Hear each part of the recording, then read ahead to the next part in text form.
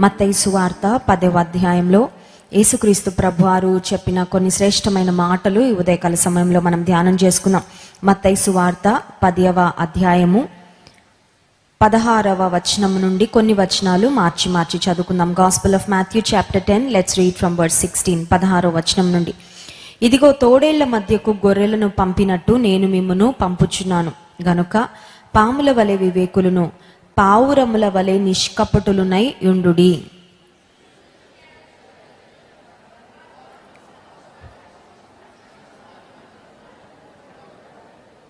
వీరికిని అన్యజనులకును సాక్షార్థమై నా నిమిత్తము మీరు అధిపతుల యొద్దకు రాజుల యొద్దకు తేబడుదురు.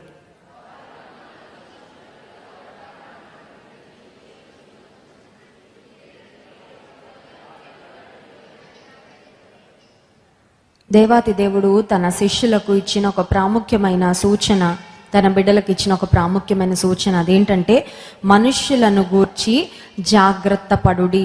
చాలాసార్లు ఇళ్ల ముందు కొన్ని బోర్డ్స్ చూస్తాం కదండి, కుక్క ఉంది జాగ్రత్త అని, there's a dog in the house, stay away, be careful, ఇలా కొన్ని వార్నింగ్స్ రాస్తూ ఉంటారు. లేకపోతే కొన్ని జంతు ప్రదర్శన శాలలు ఉంటాయి, జూకి వెళ్తే ఆ సింహ బోన్ బయట ఒక బోర్డు ఉంటుంది, చేతులు లోపలికి పెట్టద్దు, లేకపోతే ఇంకా మీ చేతులు మీరు వదులుకోవాల్సిందే. లేకపోతే కొన్ని క్రూర జంతువుల దగ్గరికి వెళ్ళినప్పుడు వాళ్ళు అంటారు మీరు చాలా జాగ్రత్తగా ఉండాలి, ఈ జంతువుల్ని ఫీడ్ చేయడానికి, ఈ జంతువులకు ఆహారం పెట్టడానికి ప్రయత్నం చేయొద్దు, ఈ జంతువుల్ని పట్టుకోవడానికి ప్రయత్నం చేయొద్దు. లేకపోతే ఏదైనా ప్రదేశంలో పాములు ఉన్నాయి అంటే అక్కడికి వెళ్తున్నప్పుడు ముందుగానే చెప్తారు అక్కడ చాలా విషపూరితమైన పాములు ఉన్నాయి, చాలా జాగ్రత్త అని. యేసయ్య సింహాలను గూర్చి జాగ్రత్త, నాగుపాములను గూర్చి జాగ్రత్త ఇవన్నీ కాదు, కానీ మనుషులను గూర్చి జాగ్రత్తగా ఉండండి. ఎందుకంటే ఈ మీ చుట్టూ ఉన్న ప్రజలు, మీ చుట్టూ ఉన్న మనుషులు అందరూ కూడా దైవభక్తి కలిగిన వారు కాదు. రోడ్డు మీద నేను జాగ్రత్తగా డ్రైవ్ చేసినప్పటికీ ఎదుటి వ్యక్తి సరిగ్గా రాకపోతే ఇటు నుంచి మనం ఎంత కేర్ఫుల్గా వెళ్ళినా మనకి ప్రమాదం జరుగుతుంది. ఆ ప్రమాదానికి కారణం మన జాగ్రత్త కాదు, ఎదుటి వారి యొక్క అజాగ్రత్త కదండి. అందుకని డ్రైవింగ్ అప్పుడు చాలా జాగ్రత్తగా మనం వెళ్ళాలి. ఎందుకంటే మన వెహికల్ ఒకటి మనం చూసుకుంటే సరిపోదు, ఆపోజిట్ సైడ్ నుంచి వస్తున్న వాహనాలు చూసుకోవాలి, మనల్ని ఓవర్టేక్ చేస్తున్న వాహనాలు చూసుకోవాలి. లేకపోతే సడన్గా క్రాస్ చేసేస్తారు కొంతమంది ఆలోచన లేకుండా తొందరపాటుతో, అవన్నిటిని కూడా గమనించుకోవాలి. యేసయ్య అంటున్నాడు మనుషులను గూర్చి జాగ్రత్త పడండి. ఎందుకు మనుషులను గూర్చి జాగ్రత్త పడాలి అంటే యేసయ్య చెప్పిన మాట, వారు మిమ్ములను అధిపతుల యొద్దకు రాజుల యొద్దకు వారి ఎదుట నిలబెడతారంట. ఎందుకంటే నా గూర్చి మీరు ప్రకటిస్తున్నారు కాబట్టి, నన్ను మీరు కలిగి ఉన్నారు కాబట్టి, కొన్నిసార్లు మీరు కొంతమంది పెద్దవారి ఎదుట, అంటే ఈ లోక సంబంధంగా అధికారులు ఎదుట, లేకపోతే నీ బంధువులు ఎదుట, మీ కుటుంబ పెద్దల ఎదుట, లేకపోతే గ్రామ పెద్దల ఎదుట నిలబడాల్సి వస్తుందేమో. ఏంటి మందిరానికి వెళ్తున్నారంట, ఏంటి ప్రార్థన చేస్తున్నారంట, ఏంటి లంచం తీసుకోరంట, ఏంటి ఇలా అందరూ చేస్తుంటే మీరు ఇలా చేయరంట అని కొన్నిసార్లు మనుషులు ఎదుట మనం నిలబడి మన విశ్వాసాన్ని గురించి మనం జవాబు చెప్పవలసి రావచ్చు. అలాంటి సమయంలో మీరు చింతించొద్దు అంటున్నాడండి యేసయ్య. Don't worry. చింత చాలా విషయాలకు మనం చింతపడతాం, కానీ యేసయ్య దేని విషయం చింతపడద్దు అంటున్నారంటే మీరు ఏం మాట్లాడాలి అని చింతపడద్దు. చూడండి, ఇంటర్వ్యూ వెళ్ళే వారికి ఒకటే టెన్షన్ ఉంటుంది, అదేంటంటే ఏం చెప్తానో జవాబు. ఒక వీసా ఇంటర్వ్యూకి వెళ్ళే వాళ్ళకి ఒక టెన్షన్ ఉంటుంది, ఏం చెప్పకూడదు అదే చెప్పేశానంటే నాకు రిజెక్ట్ అయిపోద్ది వీసా, అమ్మో ఇంక మళ్ళీ వేరే దేశానికి వెళ్ళడానికి నాకు అవకాశము ఉండదు.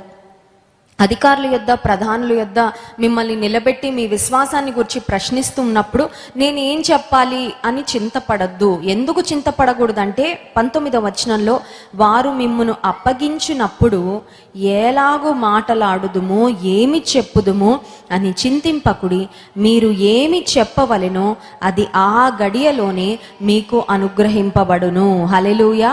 ఏం చెప్పాలో ఎవరు చెప్తారు మనకి? ఏం చెప్పాలో ఎలా తెలుస్తుంది మనకి? ఏం చెప్పాలో ప్రాక్టీస్ చేసుకొని వెళ్ళడానికి అవకాశం ఉంటుందా అండి? చెప్పండి. ఈ రోజులో మనకి ఎవరు తారసపడతారు, మనకు అన్నీ తెలుస్తాయా ముందే? మనకంత అలాంటి పరిస్థితులు ఉండవు. లేకపోతే ఒక ఇంటర్వ్యూకి వెళ్ళేటప్పుడు వాళ్ళు ఏం ప్రశ్నలు అడుగుతారు అవన్నీ మనకు ముందే తెలుస్తాయా? కొన్ని గెస్ చేయగలం, కానీ కొన్ని మనకు తెలియదు.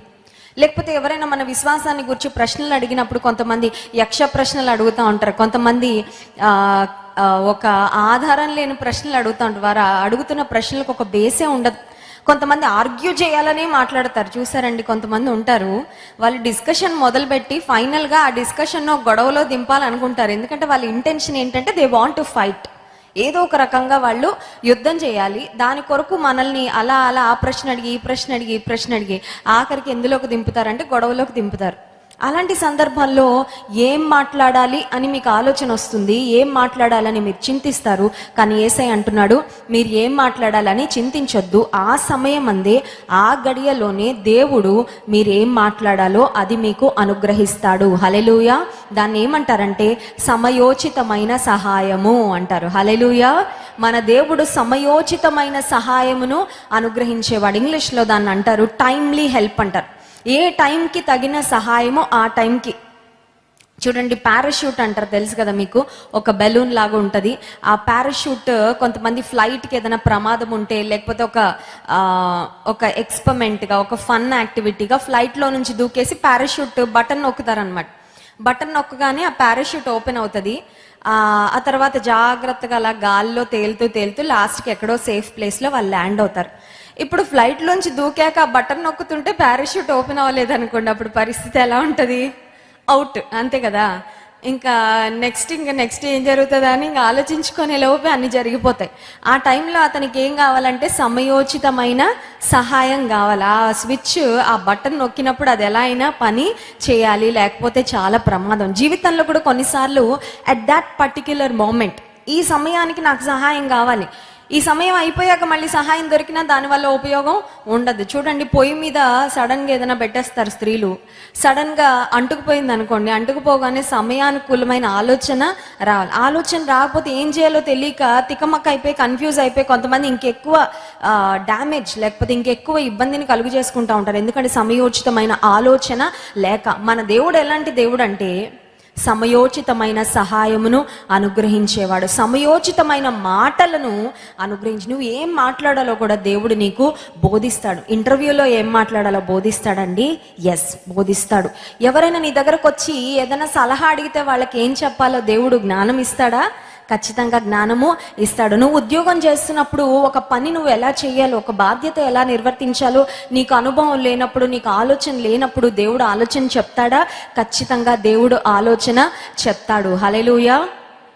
నేను సేవకు రాకముందు, దైవజన్ జాన్ వెస్లీ గారితో వివాహం కాకముందు ఒక సాఫ్ట్వేర్ కంపెనీలో, ఒక టాప్ ఎంఎన్సీలో నేను సాఫ్ట్వేర్ ఇంజనీర్గా ఉద్యోగం చేస్తూ ఉండేదాన్ని. సో ఉద్యోగంలో చేరిన మొట్టమొదటి సంవత్సరం అంటే ఒక ఫ్రెషర్గా జాయిన్ అయ్యాను. అప్పటికి అంత అనుభవం లేదు, వర్క్ అంతా నాకు తెలీదు.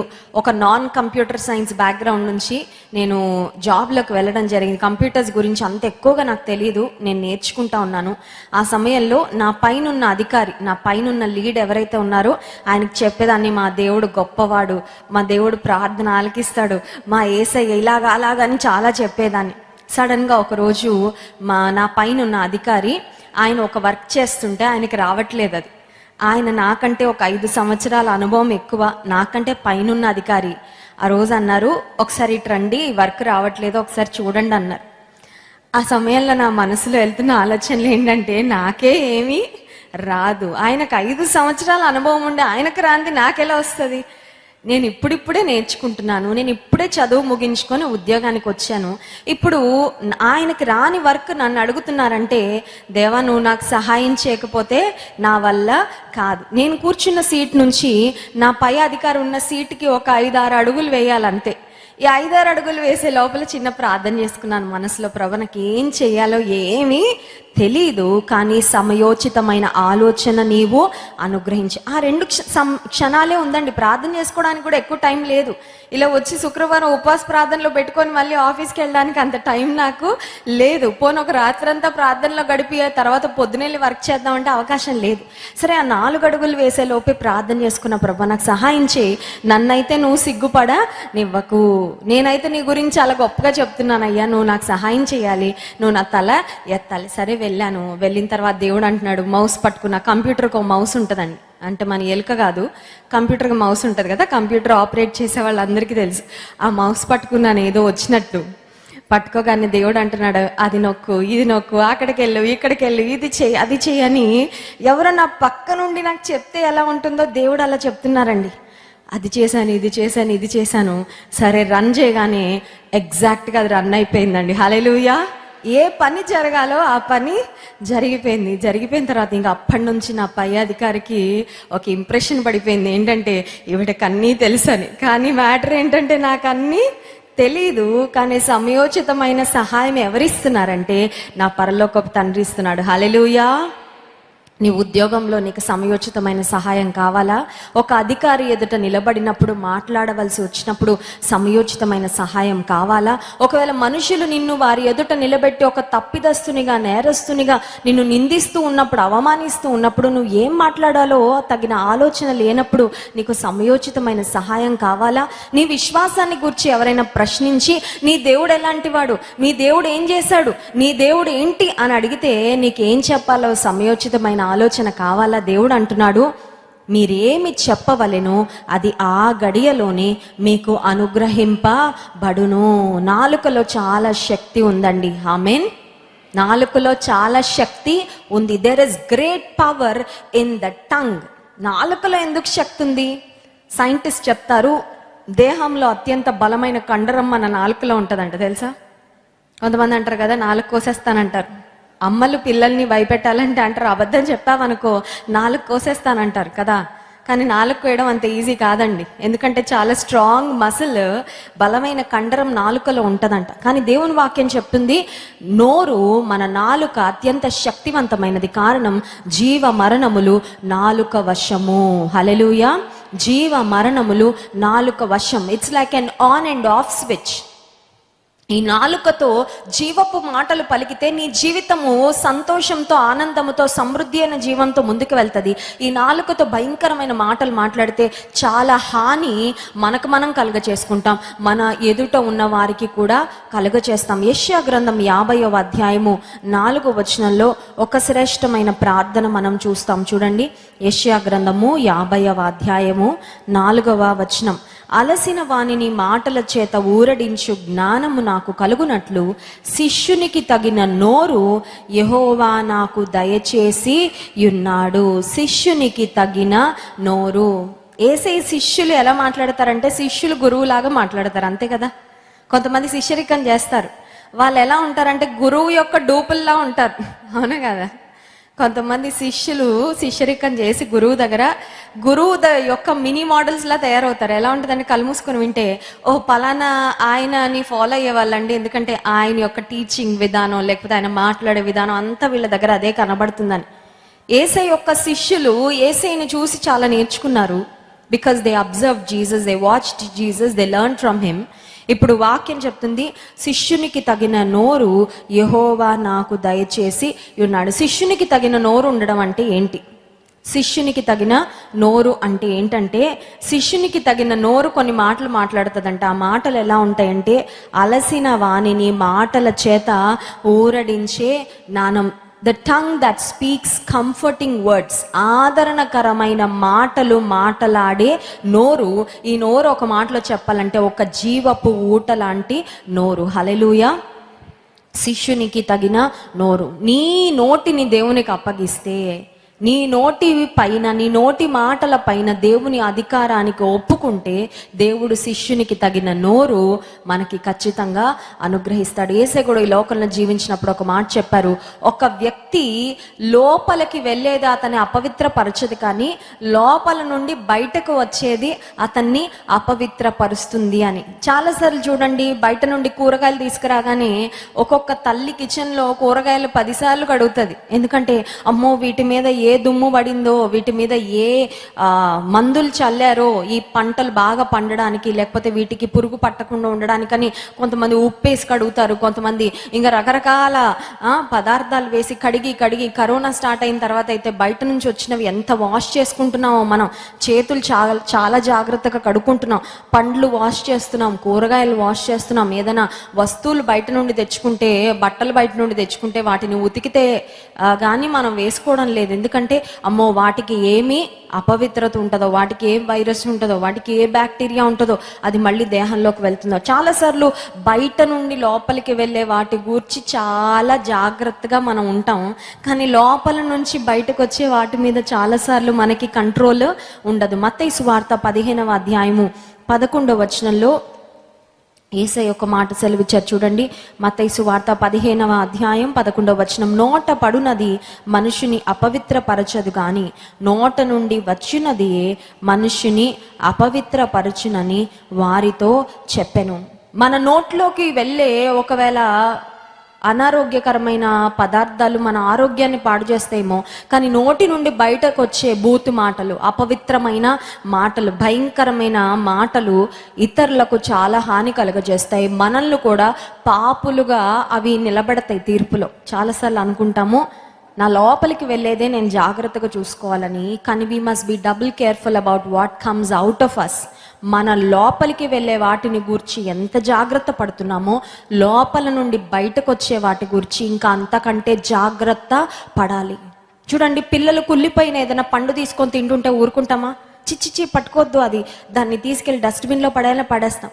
కానీ లోపల నుండి బయటకు ఒక అపవిత్రమైన ఆలోచన, ఒక అపవిత్రమైన మాట, ఒక అపవిత్రమైన పని మన మనసులో ప్రాసెస్ అయ్యి అది మనం ఎగ్జిక్యూషన్లో పెడుతున్నప్పుడు అంతగా మనం స్పందించాం కదండి, చేసేస్తాం, పర్వాలేదులే అన్నట్లుగా చేసేస్తాం. కానీ ఒక మురికి కుళ్ళిపోయిన పండు లేకపోతే ఒక కుళ్ళిపోయిన వెజిటబుల్, వాటిని చూడగానే ఎలా డస్ట్బిన్లో పడేస్తామో, ఒక అపవిత్రమైన ఆలోచనలు మనలోకి వచ్చినప్పుడు, ఒక అపవిత్రమైన మాట మన నోటికి వచ్చినప్పుడు, ఒక అపవిత్రమైన కార్యం చేయాలని ఒకటి మన హృదయంలో నుండి బయటకు రాగానే చాలాసార్లు దాన్ని తీసుకెళ్ళి ట్రాష్లో పడేయం, చెత్తకుప్పలో పడేయం. మరి లోపల చెత్తకుప్ప ఎక్కడ ఉంటుందండి? బయట అంటే డస్ట్బిన్ ఉంటుంది కదా, కిచెన్లో డస్ట్బిన్ ఉంటుంది, ఇంటి బయట డస్ట్బిన్ పెట్టుకుంటాం. మరి మన హృదయంలో వచ్చే తప్పుడు ఆలోచనలు లేకపోతే ఒక తప్పుడు మాటలు వస్తే వాటిని ఏ డస్ట్బిన్లో పడేయాలి? మన కంటికి కనబడకుండానే వస్తాయి ఇన్విజిబుల్గా. వాటిని అలాగే దేవుని యొక్క చిత్తానికి అప్పగించి, దేవుని యొక్క అధికారానికి అప్పగించి వెంటనే వాటిని ట్రాష్లో పడేయాలి. ఆ ట్రాష్ మన కంటికి కనబడదు, కానీ it means you don't put it in to practice. వచ్చిన ఆలోచనను నువ్వు క్రియారూపకంగా చేయకూడదు, అంతే, అక్కడికి ఆపేయాలి. తప్పుడు ఆలోచనలు రావడం పాపమా అండి అంటే, శోధన రావడం పాపమా అంటే, శోధన రాకుండా మనం ఆపగలుగుతామండి? వ్యాధులే రాకుండా ఆపగలుగుతామా? ఒక మనిషికి ఏ వ్యాధి రాకుండా ఆపగలుగుతారా? ఎంత జాగ్రత్తగా ఉన్న ఏదో ఒక వ్యాధి, కనీసం ఒక దగ్గు జలువన్నా వస్తుంది, అవునా కాదు? ఎంత జాగ్రత్తగా ఉన్నా, ఒక రూమ్లో ఉండి అసలు బయటకు వెళ్లకుండా, ఆ తర్వాత చుట్టూ డాక్టర్స్ని పెట్టుకొని ఎన్ని జాగ్రత్తలు తీసుకున్నా ఏదో ఒక రోగం శరీరంలో ఉన్నాం కాబట్టి వస్తుంది. ఇప్పుడు లోపల పాపపు ఆలోచనలు లేకపోతే అపవిత్రమైన మాటలు లేకపోతే కోపం, తొందరపాటుతో వచ్చే మాటలు, ఇవన్నీ రావా నోట్లోకి? సడన్గా వస్తాయి. కానీ వాటిని ఏం చేయాలంటే దేవుని యొక్క అధికారానికి ఒప్పుకొని దేవునికి అయిష్టమైన వాటిని అక్కడికి ఆపేసి బయటకు రాకుండా చూసుకోవాలి. హల్లెలూయా. ఆ సమయంలో దేవుడే మనకు ఏమి మాట్లాడాలో ఆయన బోధిస్తాడంట. దేవుడు అంటాడు కొన్నిసార్లు మాట్లాడొద్దు, you stop, you better stop. శరీరం అంటది మాట్లాడు మాట్లాడు మాట్లాడు మాట్లాడు అంటది. చూడండి, శరీరం కొన్నిసార్లు అంటే పలానా వాళ్ళకి ఫోన్ చేయి ఫోన్ చేయి ఫోన్ చేయి ఫోన్ చేయి లాగుతూ ఉంటుంది. దేవుడు అంటాడు ఫోన్ చేయకు ఫోన్ చేయకు ఫోన్ చేయకు అంటాడు. అప్పుడు మనం ఎవరికి విధేయత చూపిస్తామండి? చెప్పాలి, ఎవరు మాట్లాడట్లేదు కదా.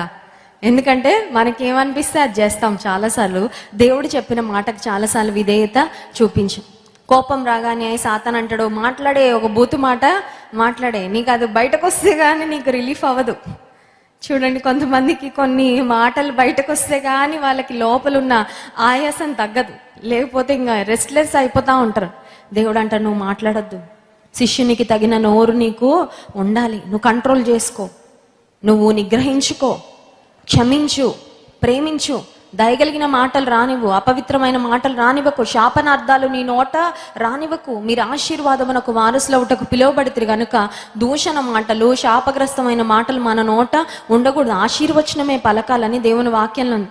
కానీ కొన్నిసార్లు మనకు అపకారం చేసిన వాళ్ళని కొంతమంది ఇంకా మొదలుపెట్టి శాపనార్థాలు పెడతా ఉంటారండి. మా ఇంటి పక్కన ఒక ఆవిడ ఉండేది మా చిన్నతనంలో. ఉదయం లేచిన దగ్గర నుండి ఆవిడకి ఎవరో ఉద్యోగం ఇచ్చినట్టు బూతు మాటలు మాట్లాడుతూ ఉండేది కూర్చొని. అదొక టైం పాస్ అనమాట.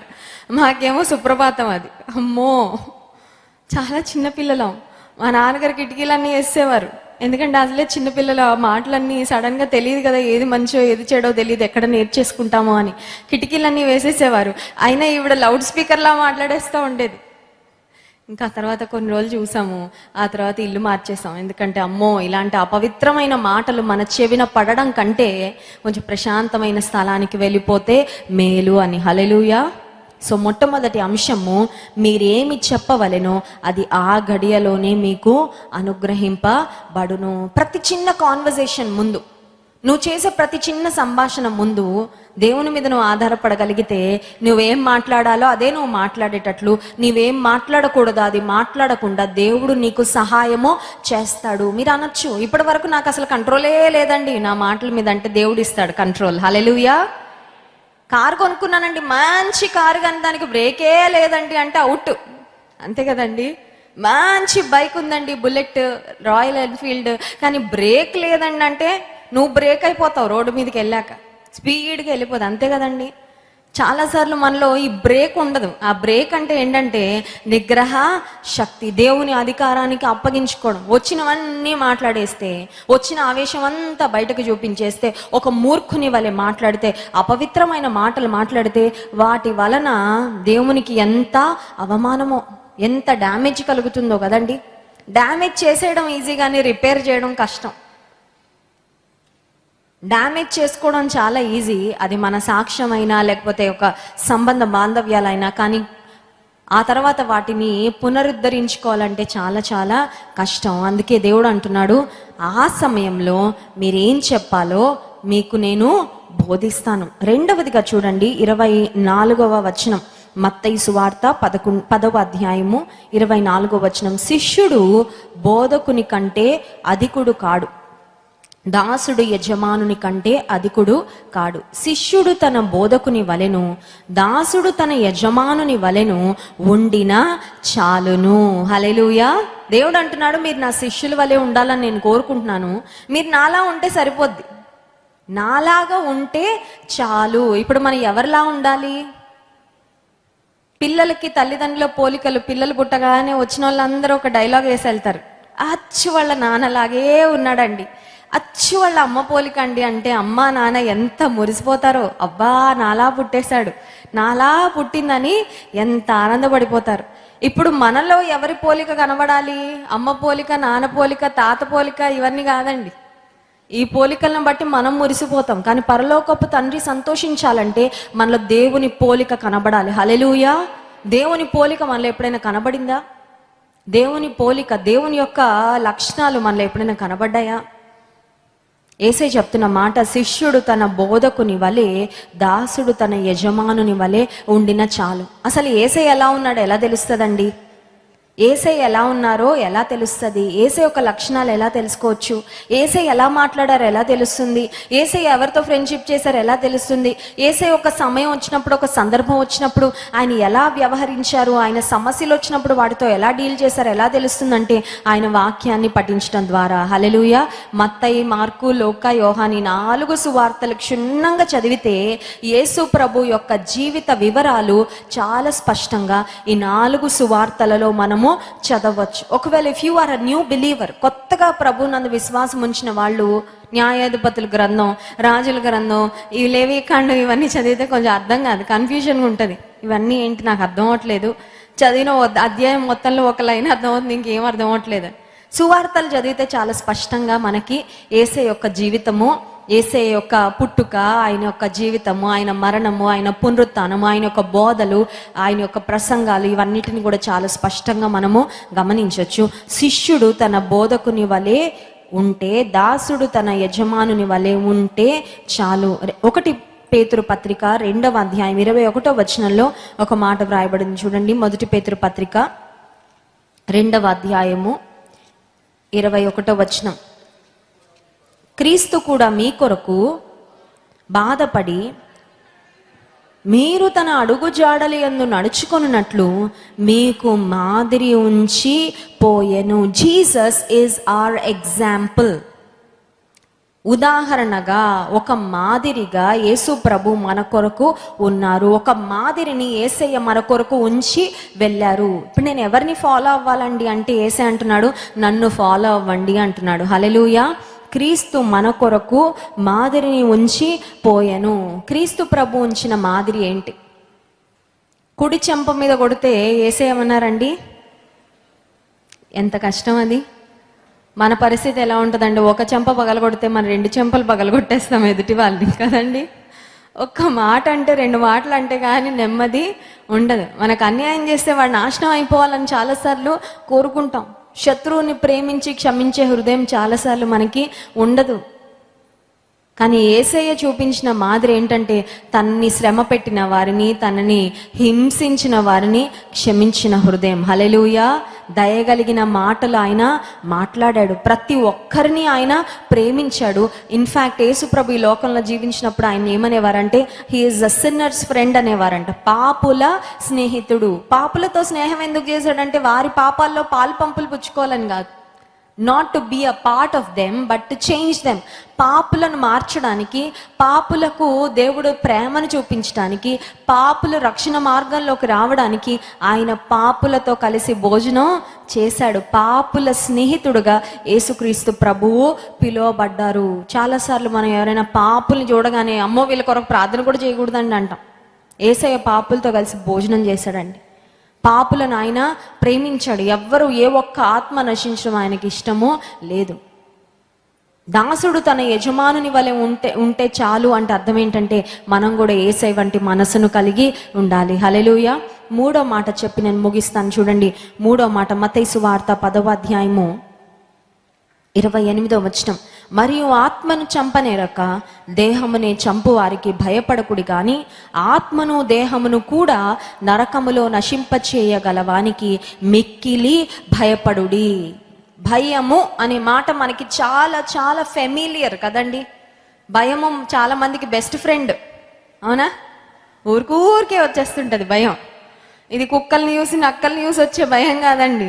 జీవితంలో ప్రతి చిన్న దానికి భయమే. చిన్న గడ్డ కనబడగానే అమ్మో ఇది ఏమైపోద్దో, ఏం రిపోర్ట్ వచ్చేస్తుందో. చిన్న దగ్గురాగానే అమ్మో ఇది కరోనా ఏమో. ఎవరైనా చిన్నగా మన ఇంటి ముందు ఒక నిమ్మకాయ, అలా నిమ్మకాయల బండోడు వెళ్తా అలా జారి పడిపోయినా అమ్మో ఎవరో పెట్టేశారు, ఇంకా అయిపోయింది కదండి. ప్రతి చిన్నదానికి భయపడిపోవడం, ప్రతి చిన్నదానికి టెన్షన్ పడిపోవడం, ప్రతి చిన్నదానికి నెమ్మది లేకుండా చేసుకోవడం. యేసయ్య అంటున్నాడు, మీ ఆత్మను చంపనేరక దేహమునే చంపువానికి భయపడి. ఏ మనిషికి భయపడద్దని చెప్తున్నాడు. హల్లెలూయా. ఏ మనిషికి మనము భయపడకూడదు. ఎందుకు? ఎవరైనా మనల్ని చేస్తే మహా అయితే ఏం చేస్తారండి? మహా అయితే ఏం చేస్తారు చెప్పండి? చంపుతారు, అంతేనా? ఇంక అంతకంటే ఎక్కువేం చేస్తారా? ఆత్మని చంపగలరా? నరకాగ్నికి లాక్కెళ్ళగలరా? లాక్కెళ్ళలేరుగా. ఒకవేళ అపవాది నిన్ను భయపెడుతున్నాడేమో, పలానా వాళ్ళు నిన్ను చంపేస్తారేమో, పలానా వాళ్ళు నిన్ను అలా ఇబ్బంది పెట్టేస్తారేమో, పలానా వాళ్ళు నీ ఉద్యోగం పీకేస్తారేమో, పలానా వాళ్ళు నిన్ను కిందకి లాగేస్తారేమో. కొంతమందికి ఒక భయం ఉంటుంది, అమ్మో అధికారి చెప్పినవన్నీ చేయకపోతే ఉద్యోగం పోతుందేమో. దేవునికి లోబడు, దేవునికి భయపడు, ఆ ఉద్యోగం పోయినా దేవుడు ఇంకా మంచి ఉద్యోగం ఇస్తాడు. హల్లెలూయా. స్నేహితులు భయంకరమైన తాగుడు ఇలాంటి అలవాట్లన్నిటికీ పిలుస్తూ ఒకవేళ నువ్వు మాతో రాకపోతే నువ్వు ఒంటరోడు అయిపోతావయ్యా అంటే ఏం భయపడద్దు, ఒంటరి వారు 1000 మంది అవుతారన్నాడు దేవుడు. హల్లెలూయా. ఎందుకండి భయపడుతున్నారు? ఉద్యోగం పోతుందని భయమా? నీ కుటుంబంలో ఏదో జరిగిపోతుందని భయమా? దేవుడు నా పక్షమున ఉన్నాడు, నేను భయపడను, నరమాత్రులు నాకేమీ చేయగలరు. నువ్వు చెప్పగలవా ధైర్యంతో? మనిషి నాకు ఏమీ చేయలేడు. ఎందుకంటే దేవుడు నా జీవితాన్ని కాపాడుతున్నాడు, దేవుడు నన్ను పాలిస్తున్నాడు, దేవుడు నా సంరక్షకుడు. మనుషులు ఎన్నైనా యత్నించవచ్చు యత్నాలు, మనుషులు ఎన్నైనా మాట్లాడచ్చు మాటలు, కానీ నా దేవుని కాపుదల నాకు ఉన్నంత వరకు నన్ను ఎవరు కూడా ఏమీ చేయలేరు. ఇంకొక శ్రేష్టమైన మాట చూడండి, 29వ వచనంలో, 2 పిచ్చుకలు కాసుకు అమ్మబడును కదా, అయినను మీ తండ్రి సెలవు లేక వాటిలో ఒక్కటైనను నేలను పడదు, మీ తల వెంట్రుకలన్నీ లెక్కింపబడి ఉన్నవి గనుక మీరు భయపడకుడి, మీరు అనేకమైన పిచ్చుకల కంటే శ్రేష్ఠులు. దేవుడు పిచ్చుకలనే కాపాడుతున్నాడు, అవునా కదా? దేవుడు కాకులనే కాపాడుతున్నాడు. దేవుడు ఆకాశ పక్షులన్నింటినీ పోషిస్తున్నాడు. ఎన్ని ఉంటాయండి ఆకాశ పక్షులు? How many birds? చాలా, లెక్క పెట్టలేనన్ని. ఏమన్నా మీకు దారిలో వస్తున్నప్పుడు మందిరానికి ఆహారం లేక బక్క చిక్కిపోయి రోడ్డు మీద పడిపోయి ఏమైనా కనబడ్డాయండి? మనకెప్పుడు కనబడలా. మనకెప్పుడు పక్షులు కనబడినా హ్యాపీగా ఎగురుతూ ఉంటాయి, హ్యాపీగా చాలా స్వేచ్ఛగా తిరుగుతూ ఉంటాయి. We just see them enjoying their life. మరి వాటిని ఎవరు కాపాడుతున్నారు, వాటిని ఎవరు పోషిస్తున్నారు, వాటిని ఎవరు సంరక్షిస్తున్నారంటే పరలోకపు తండ్రి. దేవుడు అంటున్నాడు, పిచ్చుకల్నే నేను జ్ఞాపకం చేసుకుంటున్నాను, నిన్ను జ్ఞాపకం చేసుకోనా? మీరు అనేకమైన పిచ్చుకల కంటే శ్రేష్ఠులు. నీ శ్రేష్టత నీకు తెలియట్లేదు, కానీ నీవు దేవుని దృష్టిలో చాలా చాలా శ్రేష్టమైన వ్యక్తివి. హల్లెలూయా.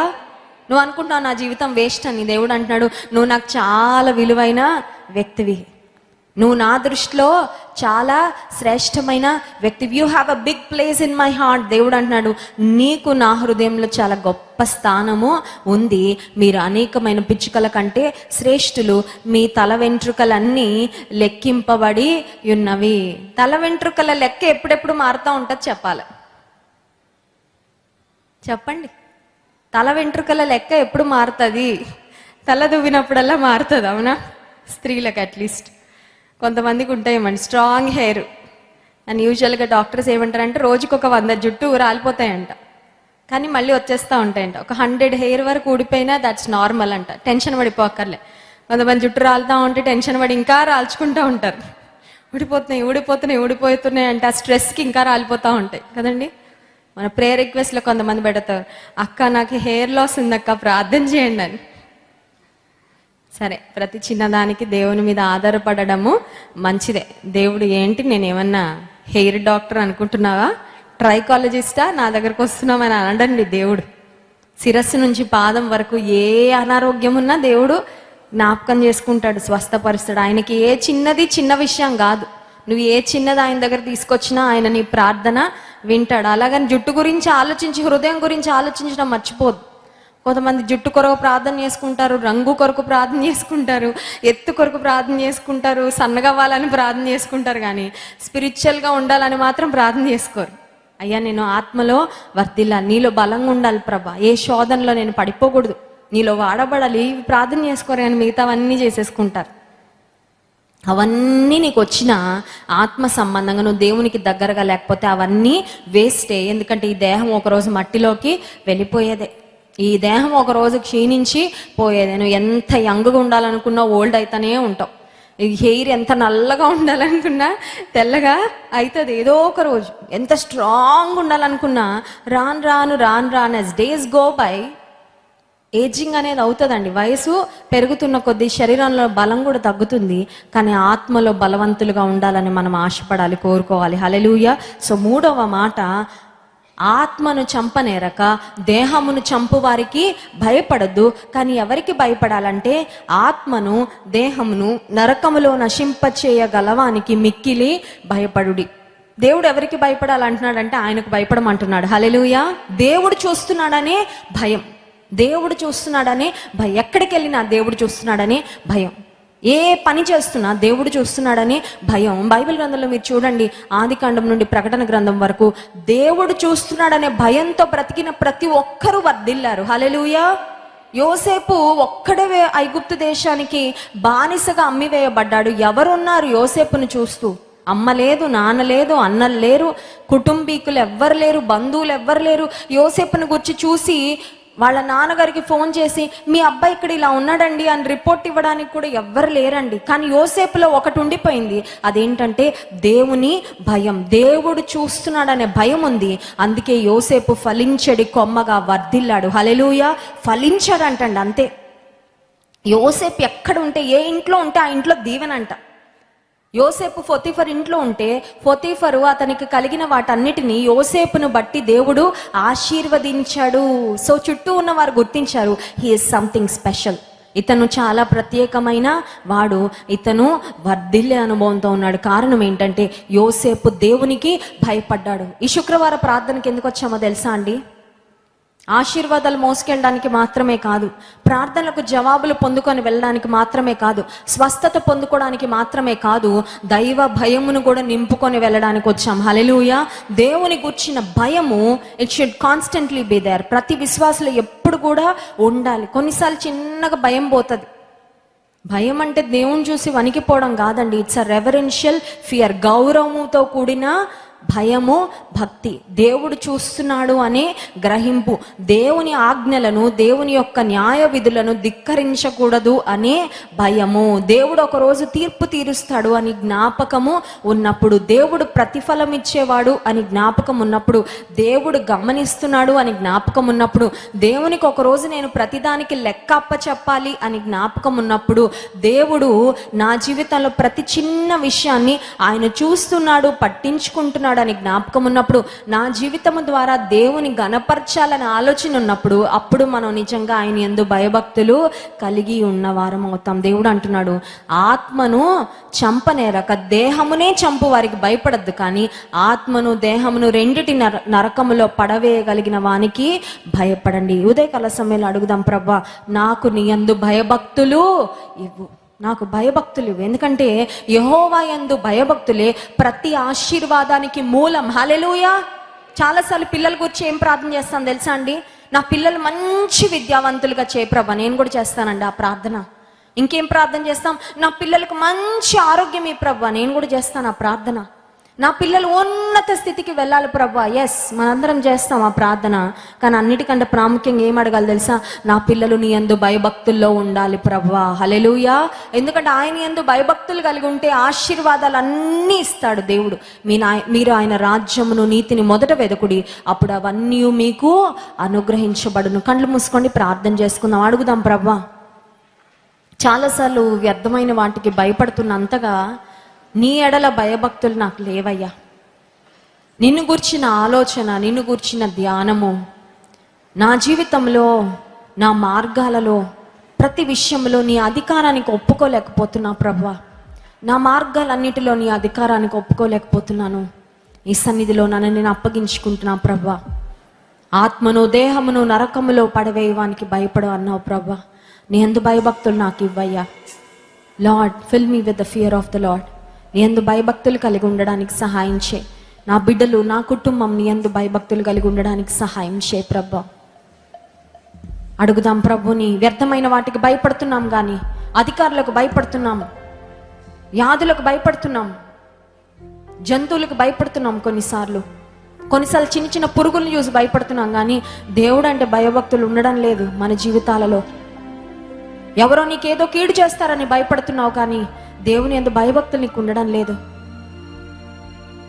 అందుకే నువ్వు ఏది భయపడుతున్నావో, నేను భయపడినది నా మీదకి వచ్చినన్నట్లుగా కొన్నిసార్లు భయపడినవి జరుగుతున్నాయి జీవితంలో. దేవుని ఎడల భయభక్తులు కలిగి ఉంటే దేవుడు అంటున్నాడు, నిన్ను భద్రపరిచేవాడని నేను, నీ తల వెంట్రుకలన్నీ లెక్కించాను, అంతగా నిన్ను ప్రేమిస్తున్నాను. అవును ప్రభువా, నీ ప్రేమ గొప్పదయ్యా, నీకు స్తోత్రాలు. ఉదయకాల సమయంలో మీ వాక్యం ద్వారా మాతో మాట్లాడినందుకు మీకు వందనాలు చెల్లించుకున్నాం. శిష్యునికి తగిన నోరు మాకు ప్రభా. కత్తిపోటు వంటి మాటలు మాట్లాడకుండా, ఇతరులను గాయపరిచే మాటలు మాట్లాడకుండా, ఇతరులను తగ్గించే మాటలు మాట్లాడకుండా, గర్వపు మాటలు మాట్లాడకుండా ప్రభా మా నోటిని నీకు అప్పగించుకుంటున్నామయ్యా. ఏ సమయంలో ఎలా మాట్లాడాలో మీరే తగిన ఆలోచన, తగిన జ్ఞానము మాకు అనుగ్రహించండి. శిష్యునికి తగిన నోరు, అలసిన వారిని ఊరడించు మాటలు మాట్లాడే జ్ఞానం మాకు ఇవ్వు ప్రభువా.